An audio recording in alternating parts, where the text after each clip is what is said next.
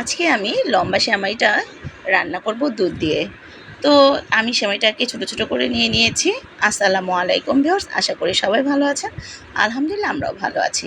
তো এখানে আমি একটু প্রাণ ঘি দিয়ে দিয়েছিলাম আর দিয়ে দিয়েছি একটু তেল। দিয়ে আমি এটাকে ভেজে নেব সেমাইটাকে। আর অন্য চুলোর মধ্যে আমি দুধ দিয়ে দিয়েছি 1 লিটার। দুধটাকে আমি ভালোভাবে জাল করে নেব। তো দুধটার মধ্যে আমি চিনিও দিয়ে দিয়েছি পরিমাণ মতো। তো দিয়ে আমি এখন একটু ভালোভাবে নাড়াচাড়া করব।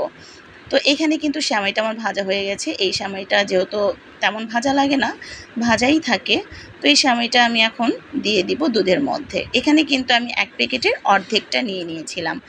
আসলে 1 লিটার দুধে অর্ধেকটা সেমাই দিলে এটাই আমি মনে করি পারফেক্ট একটা সেমাই হয়, তো রান্না হয়। তো এটার মধ্যে আমি এখন দিয়ে দিব 3 চামচ গুঁড়ো দুধ। যে কোনো দুধের সেমাইয়ের মধ্যে যদি একটু গুঁড়ো দুধ দিয়ে দেওয়া যায়, যদি গুঁড়ো দুধ দিয়ে রান্না হয়, তাহলে গুঁড়ো দুধ যদি দিয়ে দেন তাহলে দেখবেন খেতে অসাধারণ লাগবে।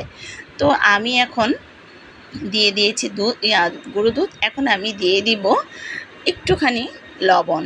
তো লবণটা দিলে কিন্তু মিষ্টি খাবারের মধ্যে স্বাদটা একটু ভালো আসে।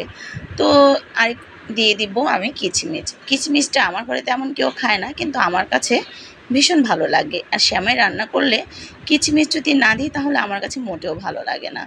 তো এই তো আমার সেমাইটা আমি রান্না করছিলাম। এই সেমাইটা কিন্তু বেশি ঘন করা যাবে না, তাহলে কিন্তু একদম শক্ত হয়ে যাবে। একটু পাতলা পাতলা থাকতেই নামিয়ে নিতে হবে। তো আমার সেমাইটা রান্না করা হয়ে গেছে অলরেডি। এখন আমি চুলাটা বন্ধ করে দেব। আসলে এই সেমাইটা খেতে কিন্তু খুবই অসাধারণ লাগে। তো আমার সেমাইটা রান্না হয়ে গেছে। এই তো আমি কিন্তু চুলা বন্ধ করে দিয়ে দিয়েছি। এখন আমি একটা বাটির মধ্যে সেমাইটা নামিয়ে নেব।